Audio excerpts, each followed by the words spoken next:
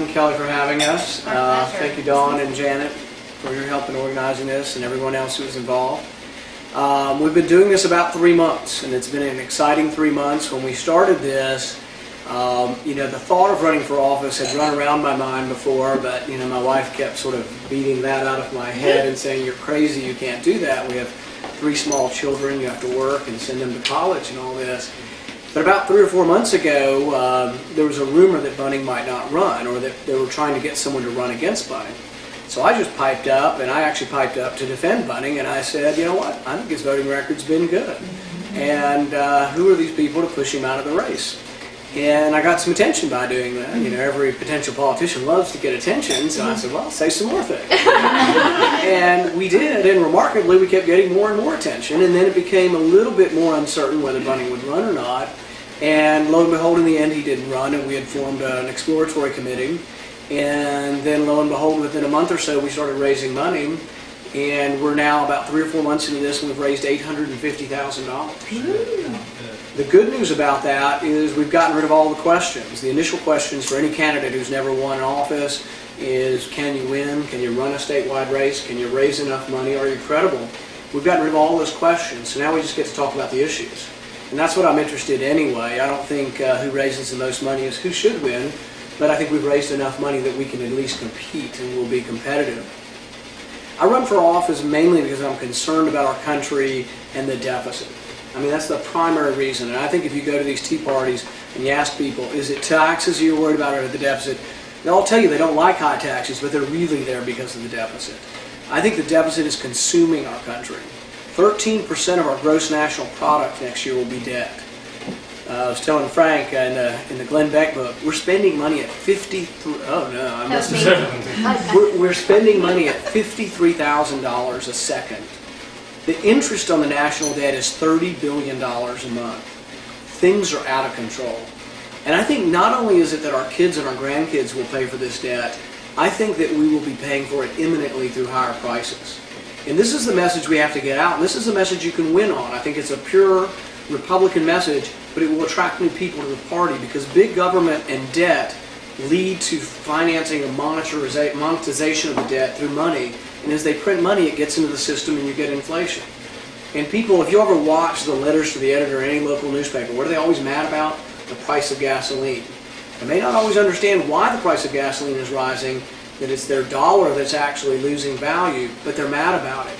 Wait till you see what happens within a year or so if those prices are rising in the grocery store at that same degree.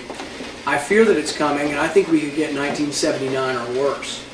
Last year, we doubled the monetary base. It's never been done. Art Laffer had a chart in there. It's from the Federal Reserve. It's the monetary base. It's going along the x-axis, and it gets to the last 3 months, and it shoots straight up. And that's our monetary base. That is given out to the banks, and it's not yet in our economy. And Bernanke says he can pull that back up. He can soak it back up, and he has an exit strategy. The problem with his exit strategy is, what do you do next year if you have 10 or 15% inflation, but you have 0% growth? That's sort of what we call stagflation. You have rising prices but no growth. Now, if you have rising prices and 5% growth, they say we'll just soak the money up and the economy will slow down. But if it's already at 0, they're not going to soak that money up. But then what do? What if inflation keeps on going and gets more and more out of control? To give you an example of how much money is out there, over half of the money is overseas. You know what the number one product that we export? Dollars, or debt. We export our debt. The Chinese own $700 billion of our debt. The Japanese own $700 billion. The Saudis $100 billion. The Taiwanese another $100 billion. The list goes on. We're the greatest debtor nation known to man. And can you be a great debtor nation? You can for a long time, but we've been so for maybe a generation now. And I think we've been consuming our wealth, consuming our manufacturing base, and I think things are dwindling. And I truly see the fear on my patients' faces when they come in. I see the fear on the people at the Tea Party, but it's not just them. I see it all around as I meet people. They're worried about our country. Add into that a president that's drawn us very rapidly to the left, and that scares even more people. And I think it's time to do something about it, and I think there is a movement afoot in our country when we can. I think we have a very good chance, and to give you an example of how small it is and who can win and why we can win if you go out and tell your friends, is that only 50% of registered voters register. 50% of eligible voters register. Of them in a general election, only 50% vote.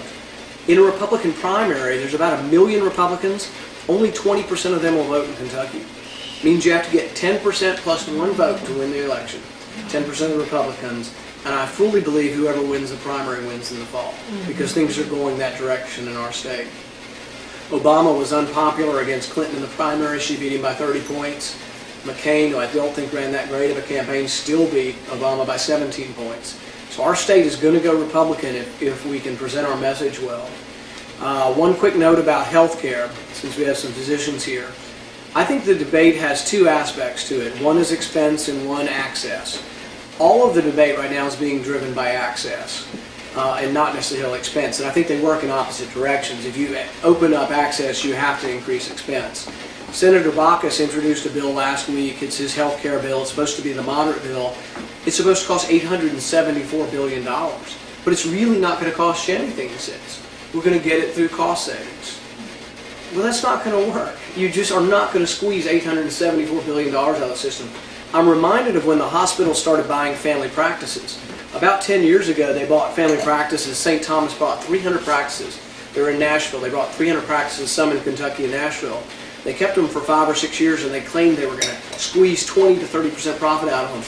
They lost money, and they sold them back or gave them back to all their physicians. There's not that much you can squeeze out profit-wise, and I think when a government program tells you that it's going to be free, it's not going to be true. So the expense will expand. You have to add that into the current situation. And the current situation on Medicare is we are short of money. Everybody knows that. And every year physicians get a note at the end of the year saying we staved off the automatic cost reductions to providers. And those days may be gone, I think, but it's happened for about the last 5 or 6 years. The automatic cuts have been rescinded. But that means that we're short of money. The demographics show that we're short of money. There used to be 7 workers for every retiree. Now it's 1 to 1. So Social Security and Medicare are short just because of demographics. During the Bush administration, we added Medicare prescription drug plan. This is a huge new entitlement, the largest entitlement since LBJ. It puts further pressure on Medicare, which was already predicted to go bankrupt within a few years. So you have a system that's already short of money, and you're going to add 46 million people to the new system, and it's not going to be further short of money. What you get then is someone has to make the decision on who gets the money and where's the money spent. So it does ultimately mean rationing. They have it in England. There's a commission called the NICE Commission, sort of a false acronym there, and it determines exactly how much your life is worth in the end. So in the last 6 months, they know exactly how much you're worth. For medicine, you're worth $26,000 in dollar terms, $26,000. If you want something more than that, too bad, you're out of luck.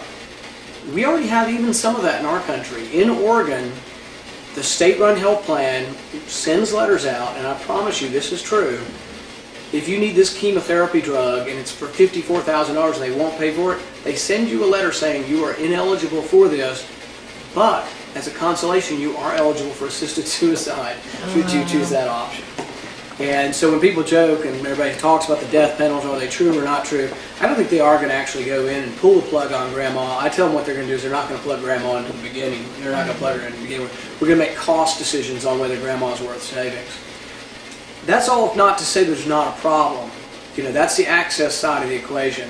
Part of the access problem is overstated though. Of the 46 million people who don't have insurance, a third of them make more than $50,000 a year and are choosing not to buy insurance. We need to figure out how to get them into the system without just giving them insurance. A third of them are eligible for Medicaid, but it's not worth their time to go in and sign up because they can just go to the ER anytime they want and it's not worth signing up for. So we actually have 100% access for emergency care, and that's important to remember. We don't for